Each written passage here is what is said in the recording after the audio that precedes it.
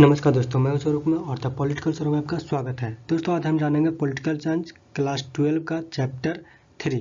तो दोस्तों यह सेकेंड बुक का चैप्टर 3 है, नियोजित विकास की राजनीति, और यह वीडियो का पार्ट 3 है, यानी पार्ट 1 और 2 दो वीडियो ऑलरेडी आ चुकी है, जाकर जरूर देख लीजिएगा। नीचे लिंक आपको डिस्क्रिप्शन बॉक्स में मिल जाएगा। तो दोस्तों यह वीडियो बहुत ही छोटी है और इसमें हम जानेंगे हरित क्रांति के बारे में। तो चलिए शुरू करते हैं।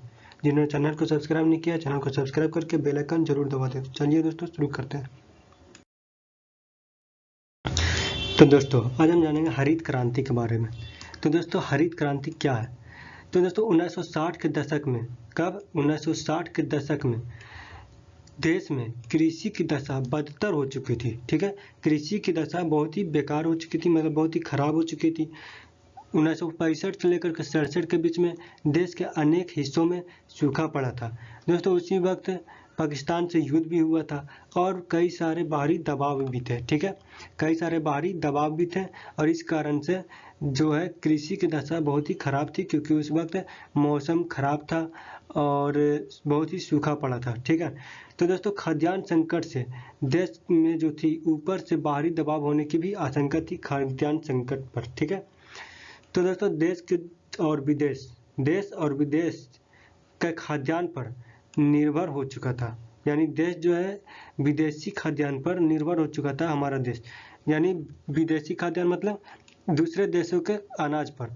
तो दोस्तों संयुक्त राष्ट्र अमेरिका के उसने इसके बदले भारत को अपनी आर्थिक नीति बदलने का दबाव बनाया, यानी जब भारत खाद्यान्न के लिए दूसरे देश पर निर्भर हो चुका था। ठीक है, तो दोस्तों उस वक्त क्या हुआ था, संयुक्त राज्य जो अमेरिका है उसने मदद करने के लिए, खाद्यान्न में मदद करने के लिए उसके बदले में कुछ मांगा था। वो था अपनी आर्थिक नीति को बदलने का दबाव बनाया था। किसने? अमेरिका ने, कि भारत अपनी आर्थिक नीति को बदलो, मेरे हिसाब से बनाओ।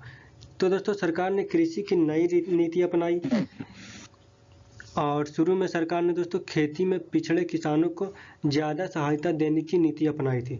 ठीक है, हरित क्रांति के लिए क्या हुआ था कि कृषि में जो सूखा पड़ा था, ठीक है, जो सूखा पड़ा था जिसकी वजह से कृषि की दशा बदतर हुई थी, तो उसमें क्या हुआ था, सरकार ने कृषि की एक नई नीति अपनाई थी ताकि फिर से कृषि की जा सके और बढ़िया तरीके से। ठीक है, तो शुरू में दोस्तों सरकार ने खेती में जो पिछड़े किसान थे, जो छोटे छोटे किसान थे, उसको ज़्यादा सहायता देने की नीति अपनाई। लेकिन दोस्तों इससे कोई बात बन नहीं रहा था। ठीक है, उससे कोई बात नहीं बन रहा था, इसलिए सरकार ने उसे खंडित कर दिया। उसके बदले एक नया नीति लाया। बदले में सरकार ने क्या किया, उस नीति को छोड़ दिया गया। उसके बदले में क्या किया दोस्तों, सरकार ने वहाँ ज़्यादा संसाधन लगाने का फैसला किया। कहाँ? पहले तो कहाँ लगा रही थी, पहले पिछड़े जगह पर लगा रही थी, पिछड़े किसानों पर। लेकिन दोस्तों उस नीति को हटा करके उसे छोड़ दिया गया। उसके बदले में क्या किया, जो पहले से संपन्न किसान थे, ठीक है, जो पहले से किसान संपन्न थे, पहले से ही सिंचाई सुविधा उनके पास मौजूद थी, ऐसे ऐसे बड़े बड़े किसानों और जो संपन्न किसान थे उसकी सहायता सरकार ने करना शुरू कर दिया। क्यों? कि दोस्तों सरकार का यह मानना था कि जो संपन्न है वो कम समय में उत्पादन को बढ़ाने में क्या करेंगे, मददगार होंगे, क्योंकि उनके पास पहले से ही संसाधन मौजूद है, पहले से ही सारा चीज़ें मौजूद है। उनको थोड़ा सा और सहायता दे दिया जाए तो वो और रफ्तार से सारी चीज़ों को करेंगे और रफ्तार से कृषि में आगे बढ़ेंगे। ठीक है, तो पहले उनको किया गया। वहीं दोस्तों जो गरीब किसान थे उनको अगर सहायता दिया जाता तो उसमें सरकार को भी बहुत पसीना बहाना पड़ता और उस किसान को भी। ठीक है, तो इसलिए ऐसा नीति अपनाया गया बाद में। तो सरकार ने दोस्तों उच्च गुणवत्ता वाले बीज, कीटनाशक, उर्वरक और बेहतर सुविधा अनुदानित मूल्य पर मुहैया कराना शुरू कर दिया था और गारंटी दी थी कि उपज को एक निर्धारित मूल्य पर खरीद लिया जाएगा। तो दोस्तों इसे ही हरित क्रांति कहा जाता है। ठीक है, तो दोस्तों हरित क्रांति से फायदा, ठीक है, तो हरित क्रांति से क्या फायदा हुआ? तो दोस्तों हरित क्रांति की प्रक्रिया में धनी किसान एवं भूस्वामी को सबसे ज़्यादा फायदा हुआ, क्योंकि दोस्तों हमने देखा था कि जो है हरित क्रांति में सरकार ने धनी किसानों को, यानी जो संपन्न किसान थे उसको ही ज़्यादा सुविधाएं दी थी। तो इससे क्या हुआ था दोस्तों, हरित क्रांति की प्रक्रिया में धनी किसानों एवं भूस्वामियों, जिसके पास बहुत बड़ा बड़ा जमीन है, ठीक है, तो बहुत ही ज़्यादा मात्रा में ज़मीन है, तो उन सभी लोगों को सबसे ज़्यादा फायदा हुआ था। दोस्तों इससे गेहूं की पैदावार में बढ़ोतरी हुई थी, अन्य चीज़ों में समान इजाफा हुआ था, कुछ खास इजाफा नहीं हुआ था। इससे दोस्तों देश के अलग अलग इलाके में ध्रुवीकरण क्या हुआ, तेज हुआ। पंजाब, हरियाणा, पश्चिमी उत्तर प्रदेश आदि इलाकों में दोस्तों कृषि के लिहाज से समृद्ध हो गए, बाकी के खेती में पिछड़ गए। ठीक है, यानी पंजाब, हरियाणा, पश्चिम उत्तर प्रदेश, जो ये कुछ राज्य थे, ठीक है, इन सभी ने क्या किया था, कृषि में एक मुकाम हासिल कर लिया था।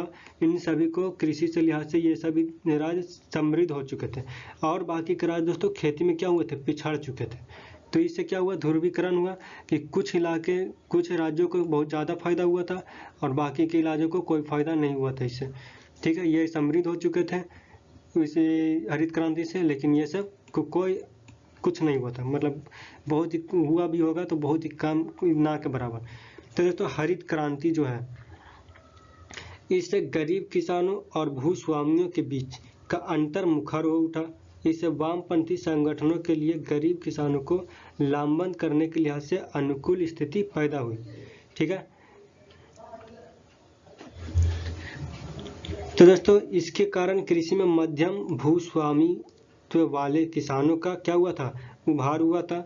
जिससे मध्यम जो है, मध्यम न छोटा न बड़ा, मध्यम भूस्वामित्व वाले किसानों का उभार हुआ था। इन्हें बदलावों से काफ़ी फायदा हुआ था और प्रभावशाली बनकर उभरे थे। कौन, यही जो मध्यम भूस्वामित्व वाले थे।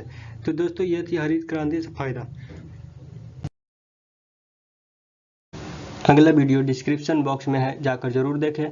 Like, share and subscribe the channel the political Saurabh. Thank you.